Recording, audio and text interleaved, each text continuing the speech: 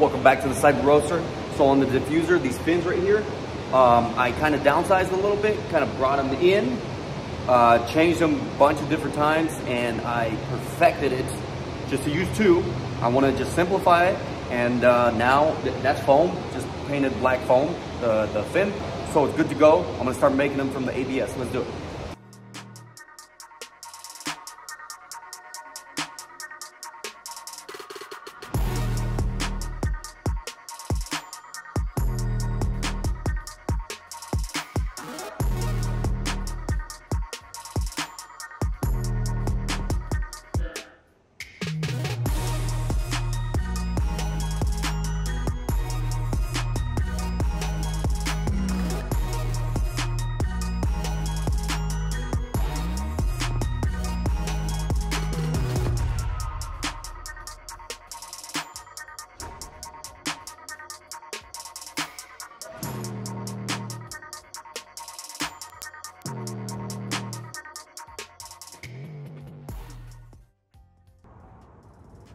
I filled in the sides, and the diffuser is so big, and with those two fangs, you can call it, it just looks way too massive, the diffuser.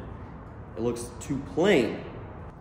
But with the work of TV magic, I already made 4 different ones. 4 fins. I'm gonna put them on right now, and let's see how that looks. I already tested them out, and this is the idea. Let's put it on.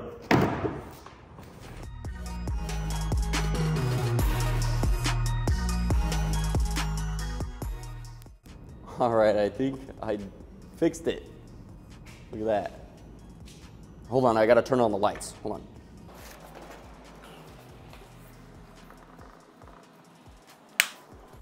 Check that out right there.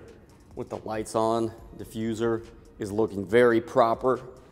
Look at this, from this angle, really big fins. And the two middle ones, they're same size, and the side ones, they're actually different. They're actually smaller, but they look like they come down a little bigger. It's kind of hard to see on the camera. Right now, the fins are attached with staples. There's probably like only 2 or 3 staples per fin right now. So what I gotta do is just add more staples, make sure the angle is correct and identical from both sides, and basically I'm gonna do the plyo grip, and then I can move on.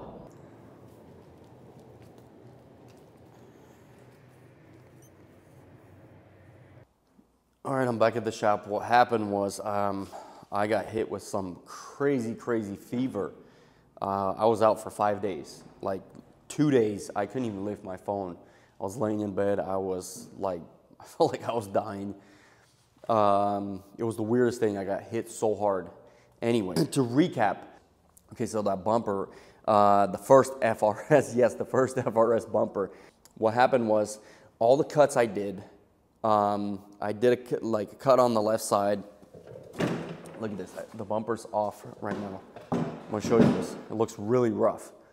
So check this out. So the cuts that I did, this was a complete cut. It was cut off, and then, you know, these corners were cut off right here, and then I went to kind of salvage it and get back that shape.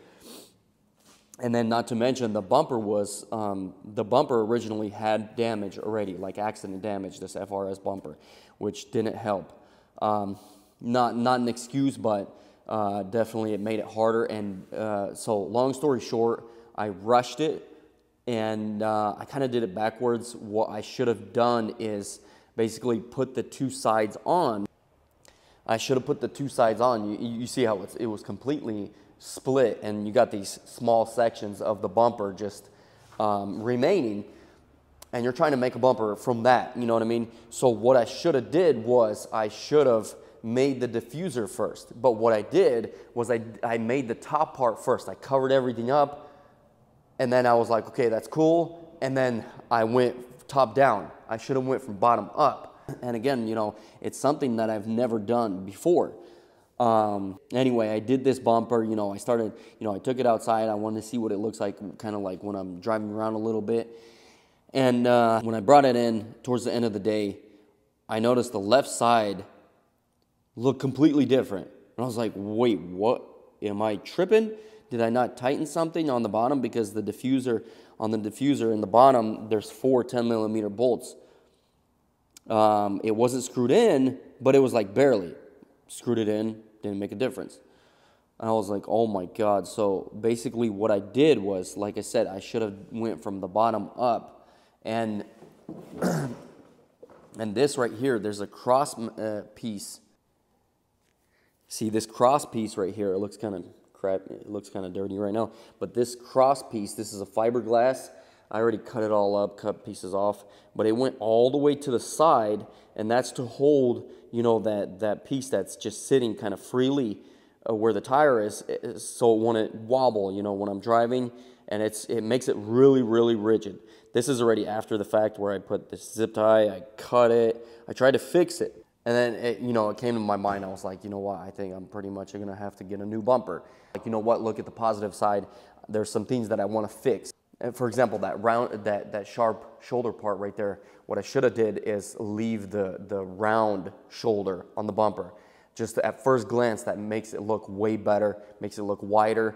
So I was like, okay, maybe I could, you know, fix that with a new bumper, right? And then right here where the diffuser is, this lip right here is way too big. This is an inch, this is like an inch and 5/8 right here.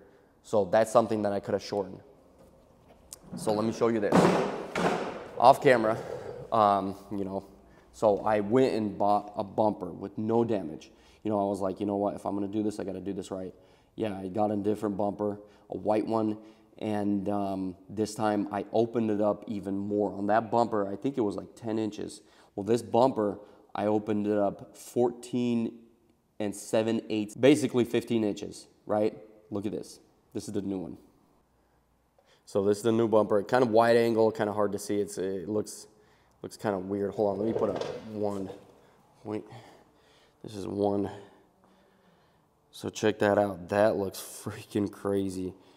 I don't know if the camera's picking it up the way I'm seeing it, but oh my goodness, that is freaking sick.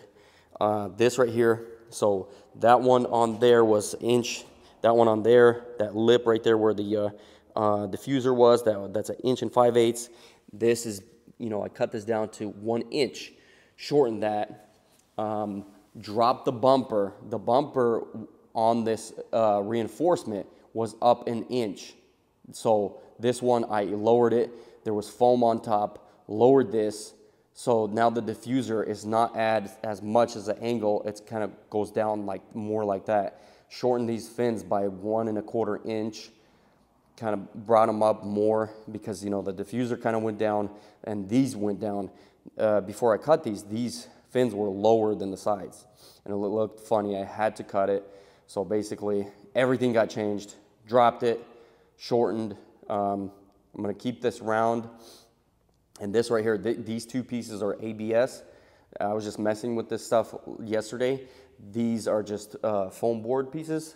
I was got these from Walmart, this foam board right here, and this was a lot easier to mess with because I can just pick it up and, you know, slice it with a box cutter. So I'm using these kind of like as templates. So I made these pieces, mirrored it on that side, and this is what I'm going for right here. So that it's gonna go inside like that, so it's gonna be 3-step. This is straight, kind of 45, and then straight into the wheel. And then the rest of these, so this whole black part, this is the idea. The whole black part right here, these are 1 inch strips. I had these cut, at Tap Plastics. So they're really, they're cut really good. They have a good table saw. These right here, these are gonna be put on, glued on 1 inch apart. I'm thinking 1 inch apart like this, straight. All like this, just to give it an even more black accent, all, you know, all throughout. Here, here, here. This is all gonna have these black fins. I think it's gonna look freaking cool. So obviously this is a new bumper. Got this thing squared away. Got the plyo grip on the bumper, fiberglass in the back. You can tell this part right here is super solid. This right here, I redid this several times. And this is to black out, you know, the rest of the rear end, you know, going down from the tail light. Why I'm doing that is when you put on, you know, fins, and let's say, you know, it's sunny outside and these fins catch shadows and it makes it look even darker than it is. Even though this is already black, with these fins, it's gonna make it look even darker. Next step is I got a bunch of these inch wide strips, and I'm gonna just get to it. This is tedious work. I'm gonna put it on using this acrylic cement with this little needle tip. What you do is you basically put it on and you just go to town, just pour it in there. Yes, what it does, it's pretty cool. It melts the ABS plastic, and then when you hold it, you gotta, you know, kind of give it a little bit of pressure, and it literally fuses with itself. I'm gonna put it on time lapse. Let's get to work.